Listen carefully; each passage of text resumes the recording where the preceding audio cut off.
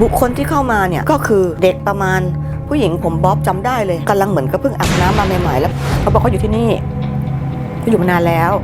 ไฟชั้นเนี้ยรู้ไหมมันเหมือนในหนังผีเลยอะมันมุดเข้าไปเลยมุดเข้าไป2 คนปุ๊บแล้วก็คว้าหลังมันใครเห็นเลยมีเราเห็นคนเดียวสวัสดีค่ะเพื่อนๆน้องๆที่น่ารักทุกคนนะคะวันนี้เพจกัญญามิตรานะคะก็จะมาพบปะพูดคุยกันอีกแล้วนะคะเรื่องที่เราเคยเล่ามาเนี่ยมันจะมีการเล่าเนี่ยเป็นเรื่องของประสบการณ์หลอนๆของเราแล้วก็ประสบการณ์การนั่งวิปัสสนานั่งสมาธินั่งกรรมฐานนะคะเราเล่าเกี่ยวกับเรื่องการปฏิบัติธรรมมาหลายเรื่องแล้วก็เราจะเล่าเรื่องประสบการณ์หลอนอีกครั้งหนึ่งสลับกันไปจะได้ไม่เบื่อนะคะอันนี้เรื่องของเราเนี่ยมันก็จะมีเรื่องแต่ย้อนไป20 ปีหรือ10 ปีหรือหลายๆปีเพราะเราจะมีเรื่องประสบการณ์ผ่านมาที่จะเล่ามากมายแล้วก็ปัจจุบันนี้ก็ยังมีอยู่แต่อันนี้ย้อนความไปถึงเมื่อประมาณ20 ปีก่อนนี้ตอนนั้นเรากำลังลูกยังเล็กอยู่แล้วก็เรายังจำไม่ลืมเลยเพราะว่าตอนนั้นเราอยู่ที่วิภาวดี64ถ้าเพื่อนๆคนไหนเคยอ่านเรื่องเล่านั้นอันนั้นแล้วนะคะก็ตอนนี้เราจะมาเล่าเองให้ฟังนะคะว่ามันหลอนขนาดไหนแล้วมันเป็นเรื่องที่น่ากลัวมากๆเพราะว่าตอนนั้นเราเรื่องเขียนเนี่ยอาจจะไม่ชัดเจนเอาเริ่มเลยนะคะตอนนั้นเราอยู่ที่วิภาวดี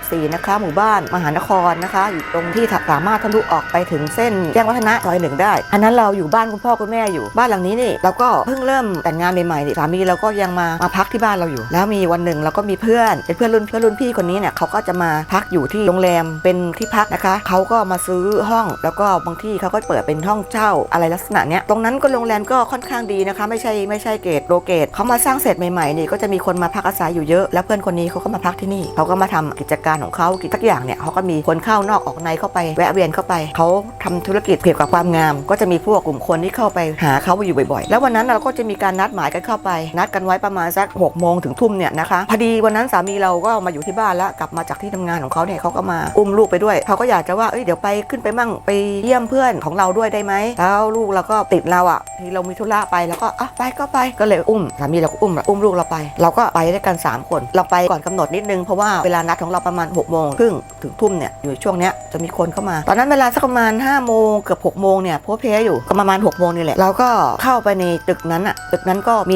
รีเซพชันเขาก็เป็นโรงแรมที่ดีนะคะก็มีบัตรแลกบัตรหรือก็มีการนัดกันแล้วก็มีการลงบันทึกชื่อแล้วก็มีการโทรหาคนที่เราจะขึ้นไปพบเราก็เขียนบันทึกเรียบร้อยคุยกันเสร็จสับเดี๋ยวเราจะขึ้นไปนี่นั่นรปภก็ให้เราผ่านขึ้นไปได้แล้วก็เราก็เข้าลิฟต์กดลิฟต์อันนั้นนะอยู่ชั้น6เราก็กดลิฟต์เพื่อจะขึ้นชั้น6ตัวลิฟต์ก็มารับเราขึ้นไป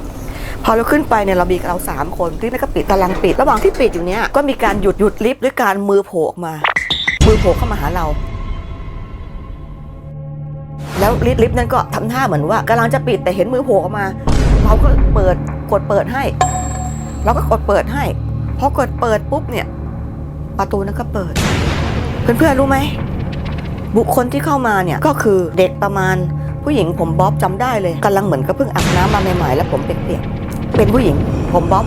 ประมาณอายุประมาณสัก8 ขวบ 8-9 ขวบไม่เกินผมบ๊อบนะคะใส่เสื้อสีขาวกางเกงลายสก๊อตแล้วก็มากับผู้ชายคนนี้ก็ประมาณสักเนี่ยพี่คนนี้สักหน่อยตัวสูงกว่าผู้หญิงคนนี้นิดนึงประมาณสักคนนี้ก็10 ขวบ11ไม่เกินก็มาที่กันผมเปียกๆเหมือนกันเหมือนเพิ่งอาบน้ำมาเสร็จก็พฤติกรรมนี่คือเด็กกระมอกกระแมกไม่น่าเชื่อที่จะมาอยู่บนตึกที่มีฐานะแบบนี้อันนี้เขาก็มีการบอกผู้ที่เป็นเจ้าของก็ต้องมีฐานะและผู้เช่าก็ต้องมีฐานะค่าเช่านี่ก็หลัก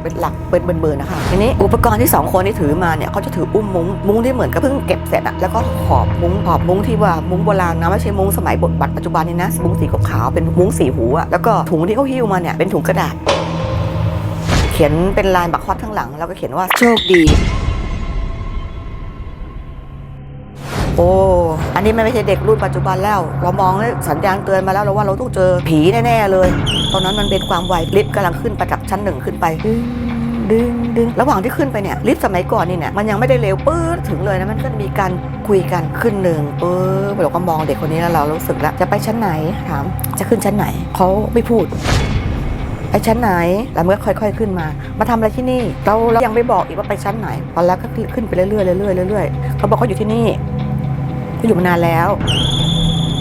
เขาอยู่ที่นี่เขาย้ำอยู่อย่างนี้เขาอยู่ที่นี่บอกมีญาติอยู่ที่นี่เหรอเป็นใครอะไรเราก็ถามหลายคำอยู่เหมือนกันก็ไม่ตอบจนกระทั่งลิฟต์เนี่ยขึ้นไปถึงชั้น6แล้วก็เปิดเสร็จแล้วเราก็ออกจากลิฟต์ไอเด็ก2 คนนี้ก็เดินมากับเราก็มายืนอยู่ที่หน้าชั้น6หรือหน้าห้องตรงชั้น6เนี่ยนะมันจะตรงกับเยื้องๆไปก็จะเป็นห้องพี่คนนั้นแหละเราก็เดินมาคอยมาที่1มายืนตรงหน้าห้องแล้วไฟชั้นนี้รู้ไหม มันเหมือนในหนังผีเลยอะมันไอไฟที่มันเป็นประจำทางเดินอะมันมีไฟแป๊บแป๊บแป๊บแป๊บแป๊บแป๊บแป๊บแป๊บแป๊บแป๊บแป๊บน่ากลัวเรามองเอาแล้วใช่แล้วพอใช่แล้วเสร็จแล้วนี่เราก็บอกว่าเราก็จะเข้าห้องใช่ไหมเราก็ขอเรียกพี่เขาพี่มาถึงแล้วค่ะแล้วเขาก็บอกว่ามากับใครมากี่คนเราบอกอ๋อมากับแฟนกับลูกเอาได้เข้ามาสิแล้วทีนี้เราก็หันไปถามหันไปถามคือเขาแง้มประตูแล้วมีสายยูอยู่นะแล้วเราก็หันไปถามแล้วมาตรงนี้ทำไมเขาบอกเขาอยู่ห้องนี้อยู่ที่นี่แล้วไปเป็นใครกับเขาเราก็รีบถามด้วยความไวนะพี่คนนั้นเขาก็เห็นว่าเราคุยกับใครอยู่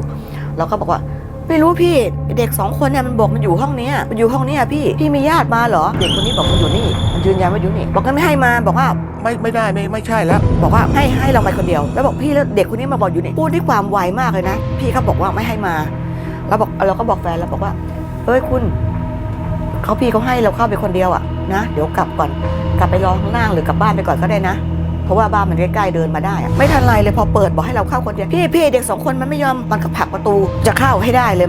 มันไม่ได้จับประตูนะประตูแค่เข้าแค่นิดเดียวไม่สามารถจะเข้าไปได้ซ้ำแต่มันมุดเข้าไปเลยมุดเข้าไป2 คนปุ๊บแล้วก็คว้าหลังมันว่าไม่ให้มันเข้าแล้วเราก็ร้องแล้วบอกอะไรพี่มีเด็ก2 คนวิ่งเข้าไปอะแล้วบอกพี่ขออนุญาตนะเราขออนุญาตวิ่งตามไอ้เด็ก2 คนที่เข้าไปพี่เขาบอกเอาอีกแล้วอะไรน่ะพี่แป๊บนึงนะวิ่งเข้าไปเลยตามห้องพี่ครับขอเปิดประตูพี่ขออนุญาตนะเปิดประตูห้องทุกอย่างมันก็วิ่งทะลุเข้าไปเลยเข้าไปในซอกประตูห้องน้ำเราเปิดตามหาแล้วก็เดินกลับมาด้วยความงงแต่ก่อนหน้านี้นะเราบอกแฟนเราบอกเพิ่งไปแฟนเราก็ปิดประตูรีบไปเรียบร้อยแล้วลงไปแล้วเขาไม่เห็นแล้วแต่แฟนเราเห็นแล้วว่ามีเหตุการณ์นี้ว่ามีเด็ก2 คนมุดเข้าไปด้วยแล้วก็มีเราเข้าไปอันนี้เดี๋ยวเราจะต้องถามเขาว่าเห็นไหมเต็มตาแล้วขึ้นลิฟต์มาด้วยกันพอแต่แล้วเนี่ยหลังจากที่หายเด็ก2 คนนี้แล้วเนี่ยหาไม่เจอเราก็เดินกลับมาพี่ไอเด็ก2 คนเมื่อกี้วิ่งตามเข้าไปติดเลยนะจับหลังก็ไม่ได้วิ่งไวๆเข้าไปอ่ะพี่มันหายเข้าไปแล้วว่าพี่มันอยู่ในห้องพี่แล้วเนี่ยตอนนี้ทำไงดีล่ะไปดูไหมอ่ะแล้วมีผู้หญิงอีกคนไปดูมาช่วยกันดูเปิดประตูดูแล้วก็เดินกลับมาพี่เขาให้คำตอบว่าเอาอีกแล้วครั้งก่อนก็มีคนเคยพูดแบบนี้ว่าเจอเหตุการณ์คล้ายๆแบบนี้แล้วก็แบบนี้เลยเราบอกเหรอ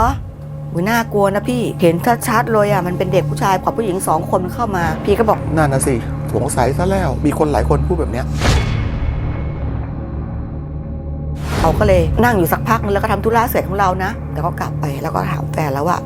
คุณเห็นไหมอ่ะในลิฟต์นั้นที่เราเข้าไปอ่ะเรามีเด็ก2 คนตามขึ้นไปอ่ะรู้ไหมมันวิ่งเข้าไปในห้องคุณเห็นใช่ไหมเห็นคุณรู้ป่ะนั่นอ่ะมันไม่ใช่คนนำวิ่งหายเข้าไปเลยเราตามหาเราก็วิ่งตามห้องน้ำตามห้องนอนพี่เขาไปดูทุกที่ทุกซอกทุกมุมพี่เขาตอบว่าไม่มีใครเห็นเลยมีเราเห็นคนเดียวแล้วก็เห็นเราต้องวิ่งตามหามันแปลกนะคะแล้วก็มีหนำซ้ำยังบอกว่าหลายคนก็เคยพูดแบบนี้เหมือนกันว่าเรื่องผีเนี่ยมันเรื่องที่วิญญาณผีเนี่ยมันเป็นเรื่องที่เรื่องจริงแล้วเราก็มาเล่าให้ฟังเพื่อบันทึกเรื่องราวให้ฟังเท่านั้นเองแล้วก็น่าแปลกใจตั้งแต่แรกแล้วว่าโรงแรมระดับเนี้ยแล้วก็มี security แล้วก็มีคนต้อนรับมีอะไรเงี้ยถ้าเกิดไปดูกล้องวงจรปิดก็คงจะเห็นเราอ่ะวกเวกอยู่คนเดียวแล้วก็กับแฟนเราเนี่ยไปแล้วก็คือพูดกันในลิฟต์แล้วก็ไม่มีเห็นตัวพวกนี้หรอกนะคะก็เลยมาเล่าให้ฟังค่ะวันนี้ก็บันทึกให้ฟังเฉยๆว่าเราหมั่นสร้างความดีนะคะทำคุณงามความดีไว้แล้วก็ให้เราเนี่ยสะสมความดีความงามเอาไว้จะได้ไม่ต้องมาติดค้างอยู่ในโลกแห่งความทุกข์ระทมแล้วก็เป็นไปได้แล้วถ้าเราสามารถรู้ตัวแล้วก็ไม่ยังยึดติดอยู่เนี่ยนะคะเพราะว่าสมบัติที่เด็กคนนี้มีอยู่คงมีแค่เป็นเรื่องมุ้งแล้วก็พฤติกรรมเก่าๆที่ก็ยังไม่มีก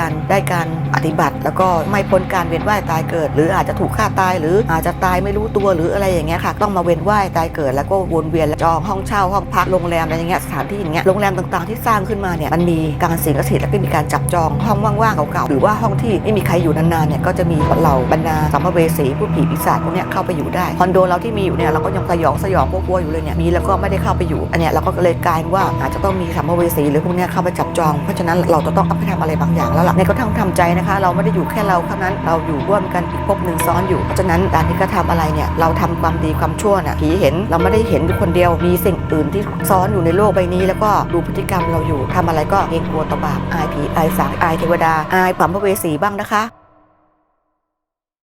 อย่าลืมกดกระดิ่งกด Subscribe กดสัญญาณเตือนนะคะแล้วก็กดไลค์ใน YouTube ให้เราด้วยนะคะเพื่อจะได้ไม่พลาดคลิปต่อไปค่ะสวัสดีค่ะขอบคุณค่ะเจริญในธรรมค่ะสวัสดีค่ะ